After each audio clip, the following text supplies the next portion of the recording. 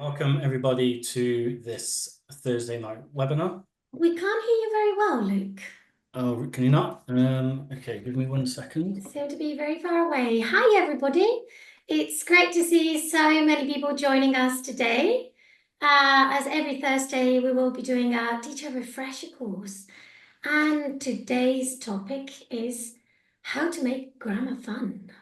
Is grammar fun? For teachers, it generally is, I guess. But sometimes for students, it isn't. Are you ready? Yes, can you hear me? Is that better? Same. Okay. I think it's not connected on the audio thing. No. We could hear you perfectly well before we started the webinar. Sorry, can you hear Luke? Please say something in the chat. Respond in the chat Hello. if you can hear me. A little bit louder, Luke, please. Yes, they can hear you very well. It's maybe my end then. Okay. Thank you for your feedback. Perfect. Okay, without further ado, I'll try and speak slowly and loudly for you, Ruth. Ruth and I will try and do the impossible, maybe, and make grammar fun. As always, you'll receive a certificate of participation and a webinar handout within the next few days. If you do not receive either, contact us at formazione@mlaworld.com. Handout will contain useful information plus links and worksheets shown in the following webinar. Okay, so to introduce the topic today, we all know as language teachers that grammar is one of the most fundamental parts to learning a language and being able to, for our learners, to use it practically in real world situations. However, it is generally considered to be the most boring from the student's perspective. It can be quite difficult to get engagement. So in this webinar, we're going to try and show you how you can get better engagement and to make grammar fun. We will also look at some difficulties, some common difficulties, at the beginning, and look at exercises to overcome these difficulties and to use grammar in practical situations. So the objectives today is by the end of this session, we hope that you are better able to understand the challenges in teaching grammar and how to overcome them, and also to deploy different strategies in the classroom to make learning grammar fun.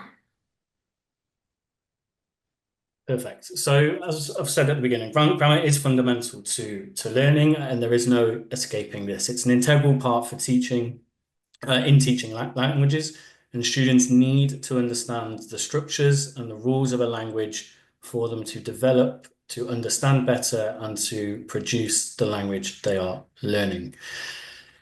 We can teach grammar explicitly or implicitly. Explicit learning is not necessary with younger children, but it is necessary for older learners, so possibly teenagers and adults.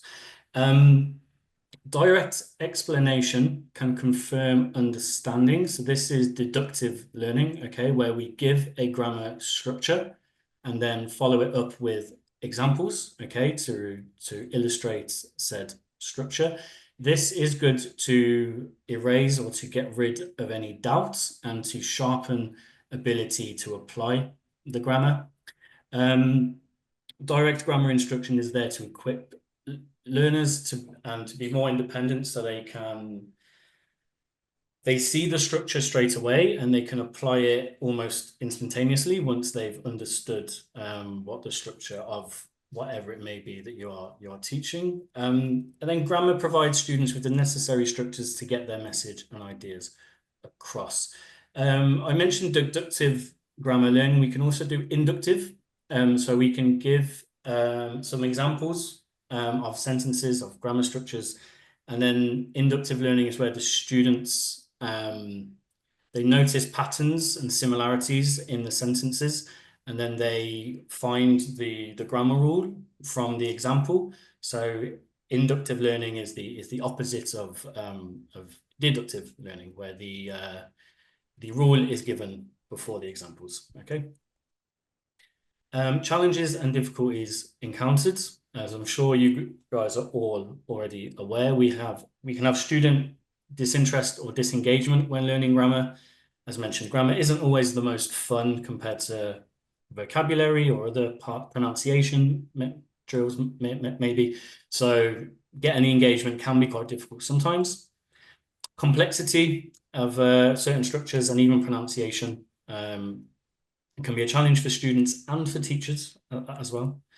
This can lead to anxiety and fear of making mistakes, which is obviously something we need or try to eradicate as much as possible. Both parts, actually, right? Anxiety and fear of making mistakes from teachers and from students. That's really interesting.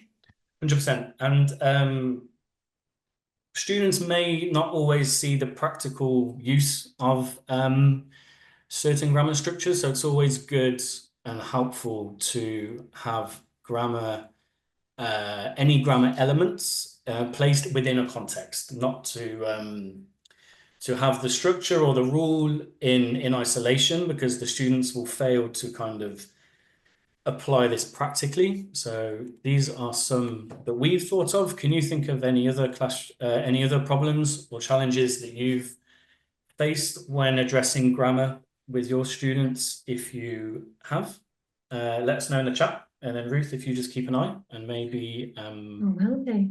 I love it when you contribute to the chat so that we can make these a little bit more interactive. Okay. Now, overcoming challenges and difficulties. Okay, we know that there are difficulties, that there are challenges. So, student disinterest and disengagement. So we need to promote engagement. How do we do this? The important thing is to find activities and exercises that students can relate to and they are relevant to their day-to-day lives. So it's basically about the use of the grammar. So it's not so much about the form. And sometimes when we are teachers and we explore how to explain grammar, we get very stuck in the form. But it's all about meaning to start with. Not saying form is not important, it is, but students will engage with it if they use it meaningfully. The complexity of certain grammar structures and rules, this is really interesting as well. Sometimes we are talking about very simple, very short, very straightforward structures, and sometimes we're talking about second conditionals, third conditionals, with loads of auxiliary verbs. So that's when we need to compartmentalize to split it into manageable parts that can allow us for measured progression. So sometimes we need to simplify those rules. We need to simplify the structures. And when we know that the structure is much longer, that is much more complicated, we are, sometimes reluctant to make it simple. But understanding simple rules makes it easier for students to complicate it later. And that will help us scaffold that learning. Now, anxiety or fear of making mistakes. This is very important. Promoting a healthy learning environment that can reduce that stress is very important. Students working in smaller groups and producing the whole class, open class, they have to actually come up with a really complicated grammatical structure, could be very stressful for students because they probably won't get it right first time. So to reduce this anxiety, we should help them, to practice in pairs, in groups. And let's remember something very, very important. Students need to attempt these structures. They need to try it. They need to go out there, step out of their comfort zone and try and use it. And we as teachers, we need to tolerate that they won't be accurate. And sometimes this is tricky because we think that they may not be learning. But grammar will eventually fall into place while practicing. If they do practice, they will get it better. Now, lack of practical application. We need context, as Luke pointed out earlier. We need exercises in which we actually help them to use it practically. Practical use of grammar is easily identifiable for students. It will keep them engaged because they can use the grammar to communicate. The communicative use of grammar is what's important to make it fun. Otherwise, it's just a set of rules that they find boring to complete gap-filling exercises. So, what are the strategies to make grammar fun? We have divided them for students into three categories: interactive grammar activities, creative teaching techniques, and collaborative tasks with practical application. Do you have any ideas by what we mean concerning these categories? Interactive grammar activities, creative? Sorry. Let us know in the chat. We're looking forward to hearing your comments. Okay, interactive grammar activities. Many of these you'll probably know and use, but they are nonetheless fun and good ways to get engagement and to teach grammar. So games and quizzes, Grammar Casino, which will be explained a little bit more next week on next week's webinar, sorry, on error correction for a full guide to play this if you're not already aware how to. Kahoots, we're all aware, is good. We can make quizzes up. There's maybe some already on the platform to reinforce grammar rules. Grammar relay races, which I will go on to in a moment. Sentence Scrabble, so having sentences scrambled up and having the students reorder the sentences is good to reinforcing. Grammar Bingo are a few popular games which reinforce grammar points in a more fun way, which isn't as obvious for the students. The students aren't as aware that they are being taught grammar or applying grammar because they're too focused on the game, really, to understand that they are actually using grammar in a practical way. Technology integration, as we've mentioned before in previous webinars, but introducing apps and online tools to make grammar practice interactive. So the British Council have good resources. The BBC also has good online practice, and so does Quizlet, and we all know Kahoot is an online application as well. And then the online tools, why do you think they're fun for kids, for our students? Why are they fun for learning? Are you asking me? Yes, I'm asking you. Well, they get to use, I don't know, websites or apps, which isn't regular use of, not usual in the classroom. So it's something different for them, maybe slightly more exciting. Especially the BBC material is very interactive and it's quite fun to play. So I think it varies what the classroom is like. Okay, like The textbook, right? Yeah, it becomes more flexible. You can use different materials available, and it's not just learning from, as you say, from a textbook or from a worksheet. We can use different technologies to promote grammar usage. We have Martha here who said that she creates board games to improve grammar, and she divides the class in groups to play it. That sounds fantastic, Martha. Definitely. I mean, it's controlled practice because like practicing grammar is generally controlled. That's fabulous. It's like pretty much the same. At least it's like moving away from the gut feeling activity, isn't it? And we're getting comments about grammar games. They do enjoy them. They do use them. We all do. Fantastic to hear that. And the British Council interactive exercises, simple crosswords as well, Alessandra has just said. And the British Council, Sabrina, I agree, they've got great interactive exercises. And the good thing is that it corrects the grammar directly, doesn't it? It's very efficient for correction. We do have a session on error correction next week. Don't miss out. That's going to be a very interesting one.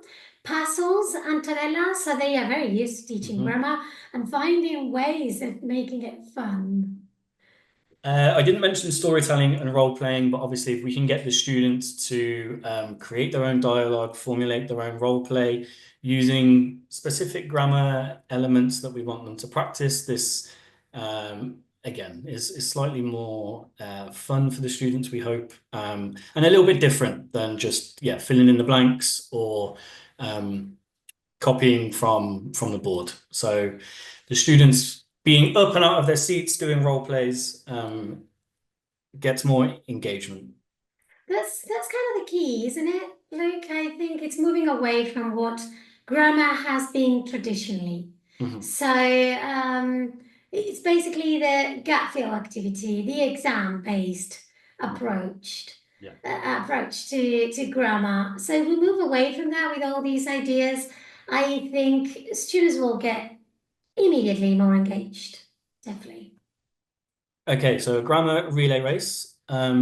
If you've not used it before, I've just laid out what you need to have this set up in your classroom.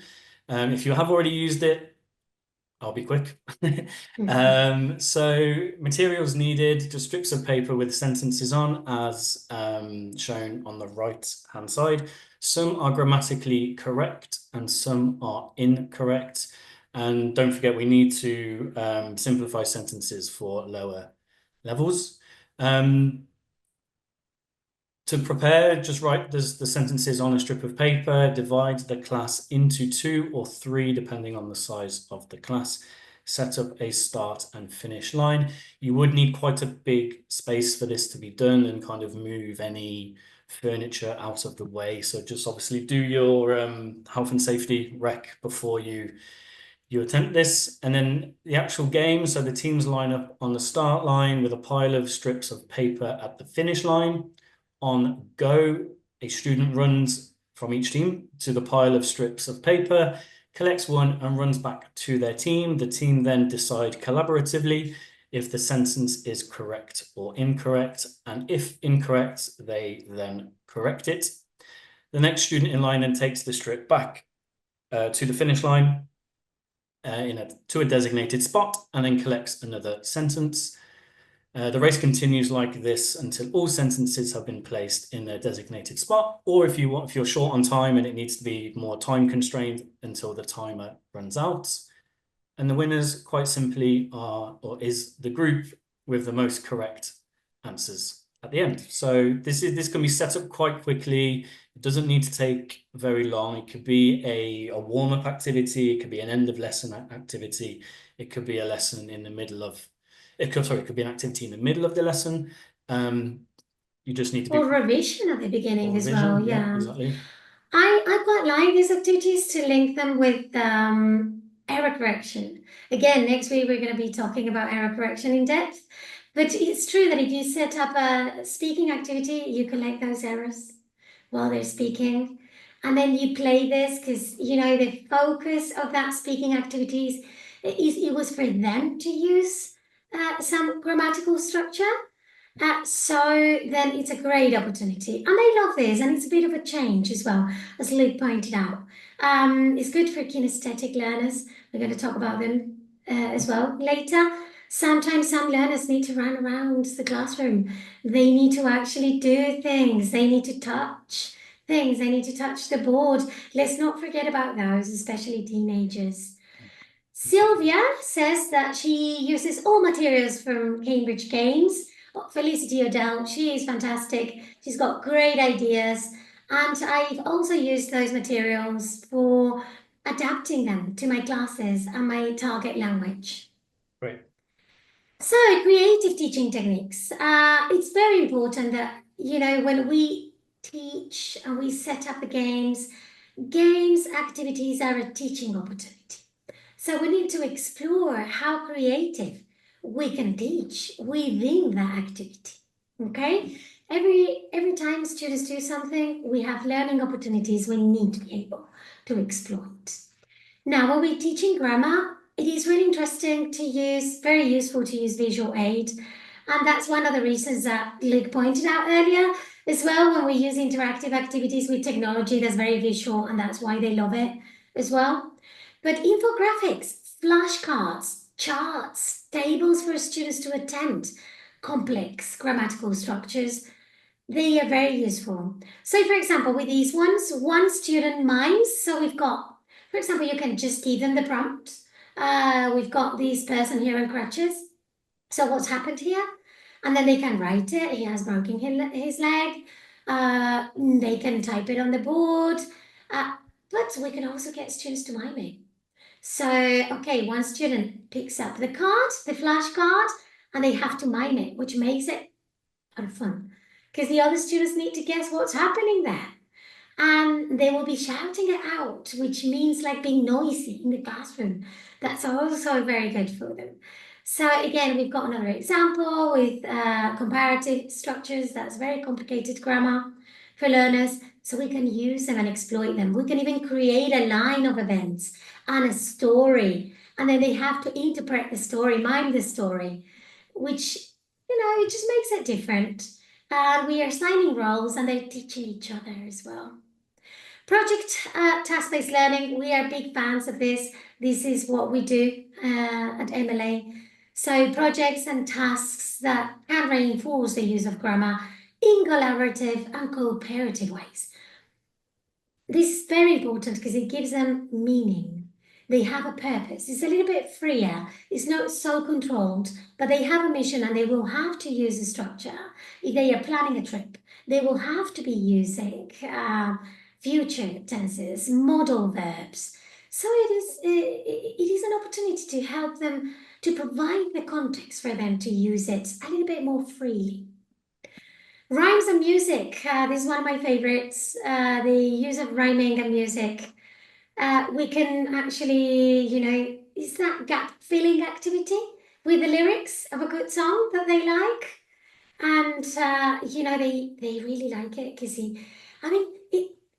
I tend to use songs that they're into, like parent songs that they like, because they will want to know what's behind it, what the song means.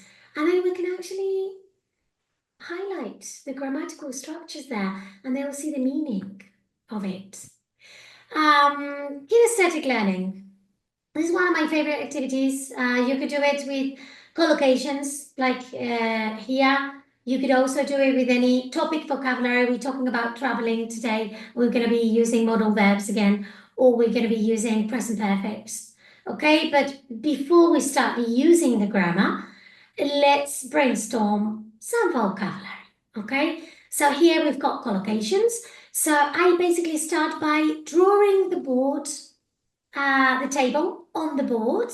Okay, and I put students in pairs and I give them a ball and they have to throw the ball to the whiteboard or even the old boards that we used to have with chalk. Those are easier to manage. So generally I paint the ball or the sponge. I put a little bit of water in it. I paint it a little bit. So when they throw the ball, they have to hit a box. Okay? So when they hit that box with the vocabulary that they've already completed at the beginning in the board that I drew in the table I drew on the board, sorry, they hit one box, one square, and they have to produce a sentence using the relevant grammar and also the piece of vocabulary that they hit. That's when they get a point. If they're not able to do that, they don't get a point. And this is good for, fidgety teenagers. Teenagers who need that action, who need to be standing, who need to be throwing balls, they're very into sports. That really helps them, but they will want to pair with someone who's very good at, connecting sentences, creating sentences. So it's good to pair different abilities here. Can you think of any other techniques? Are we missing anything? Please do let us know in the chat. Yeah, this one that you mentioned, Ruth, with the kinesthetic learning, you told me about earlier on this week, and it's really interesting because I find that especially in the summer schools, because the lessons are kind of so active, that things like this really gets the students engaged from the start if you do it as a warmer. And like you said, like it gets the student, like burns off a bit of energy, they're kind of interested in what's about to follow because they've had a bit of active they've done some activities right at the beginning which are quite physical as opposed to just going straight into the classroom and sitting down at a desk. So yeah, this one is, I was very interested with this one. Oh, we've got interesting comments here, Luke. I always use concept questions and timelines of Graham Workman, helping students understand the use of different tenses putting them on the timelines. I think timelines are fantastic Definitely. when tenses are clear, when there is an earlier or a later moment, and then you can actually create a game with that. That sounds very, very good, Sylvia. Alessandra, thank you. She says that this one is fun. And Giovanna, gallery mistakes game? Please let us know. What is that? We really want to learn. What is a gallery mistakes game? Do you know? Sorry? Gallery mistakes game. No, that's a new one for me. Giovanna, you're going to have to contribute a little bit more, please. We want to know. Whilst Giovanna is writing, I'll talk about some collaborative tasks with practical application. So to getting the students to work together on exercises which can transfer from the classroom into real life situations. We have hinted earlier about this with kind of role playing, some project-based learning. These are interactive, collaborative activities, but there are many more exercises which we can use. Can you think of any? If so, as always, let us know in the chat. I'm going to speak about 2 extra ones. So peer editing and feedback. So we can ask students to write an email or a job application or a cover letter. We ask them to write this themselves freely, and then they can either, after a certain period of time, they can go over it, identify some grammatical errors that they notice, and learn to self-correct, or they could be paired with another student. They then swap texts, and then the other student reads, well, the students read each other's text, and then they peer correct. So they go through the text the other student has written and corrects any grammatical mistakes that they find. This kind of self-identification and kind of self-exploration is really good. It gives the students some ownership of their learning for their own practical use of the language. So it's really good for them to become more autonomous and then more aware, critical thinking skills of applying the English as a foreign language into more formal exercises such as writing an email or a job application letter. How they would write these pieces of text would be different to how they probably text their friend, right? So you're looking at kind of register, formal writing. So it's good for them to differentiate between formal and informal, and then to develop peer and self-correction skills. And then I mean, this is all authentic. This gives them a real authentic purpose because this is something they're going to have to learn to do eventually. So that's why we really want, to provide these sort of activities. Also, they will have the responsibility to correct their peer, which means, that they have to get a better grasp of how grammar works, because I'm going to be correcting my partner. We have someone with a raised hand. Please type your comments in the chat. Yes, please, Manuela. Okay, the second activity that I thought would be collaborative with practical application. I'll have the students create original fill-in-the-blank stories. So we can scaffold this task. We can model this with some worksheets which have fill-in-the-blank stories to get the students so they kind of understand what they're supposed to do, get some CCQs, ICQs in there to make sure they do understand. But then we can ask the students to write their own. Okay, what did they do last weekend? What will they do this coming weekend? Things like that. And then if they make their own stories, they have their own blanks, another pair fills in the gaps. So it's creative. It's creative insofar as they are using their own experiences, but then it's practical because again, they're talking about something they did last summer, last year, or something they will potentially do in the summer. Ruth? I particularly like this activity, first of all, because it's material free, they create the material. So that's fantastic. That's an excellent opportunity for them and for us, because we don't have to provide the material. They're going to be responsible for creating this material. And it's going to be very relevant. And they will want to actually read their partners' stories. They're generally very curious about what their partners had to say, and the events, the stories, and they understand how exercises are made, which is also very interesting because they have to create a context to create a gap. So then they are actually discovering clues. Giovanna has explained. I love this idea. Thank you very much. Perfect. We have time. So is to create a gallery all over the classroom, on the wall, the windows, the board, etc., with a lot of sentences that the students have to correct in pairs or groups. But they also they have like a gallery of mistakes. Okay. And then you can focus that onto a grammar point, I suppose.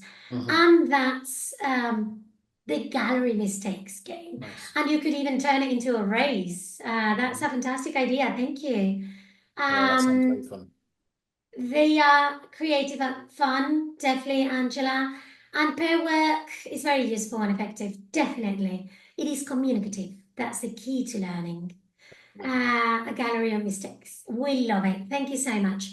So we're coming to an end already. If you have more ideas, please keep typing in the chat. It has been great to see all your comments. So as our conclusion, so teaching grammar can be fun and must be fun, because otherwise students are not going to be able to use it effectively, are not going to be able to engage with it, they're not going to see the importance of it and how much it's going to empower them to feel better and competent users of a foreign language. So also engaging and practical activities, they help reduce the anxiety of both the students and the teachers. Because sometimes when we have to teach grammar, we also get stress over it. We also think, hey, this is the boring part. I'm going to have to do a lot of classroom management here. Or maybe I'm not that familiar with that piece of grammar because there are tons of exceptions to the rule, which is also a problem, isn't it? So we have to oversimplify something that we think is very complicated. Yeah. If we identify the other important conclusion here is that if we identify challenges and difficulties when teaching grammar in our classes, then we can use a wide variety of activities and techniques to overcome them. But the first thing is to see what's going on here. What is the challenge? How can I overcome this challenge? Is it too difficult? Do I need to, divide the grammar points into smaller units? Is it boring? Do my students need a little bit more action? Do they need to be more active? So when I pinpoint what the issue is, then I can find the strategy. And we hope we have helped you identify those. Dividing grammatical structures into manageable parts to make it easier for students to understand it and use it with a purpose, even though it's inaccurate, it's crucial. We need to understand that simple rules will make it easier for them. And then they will complicate it. And then this is how we scaffold their learning. And basically we need to tolerate that they're going to be making loads of mistakes. So it is very, very important. Teachers need to know this grammar. We do, it's our mission, but students need to use it and they need to attend it, and it needs to be meaningful and authentic.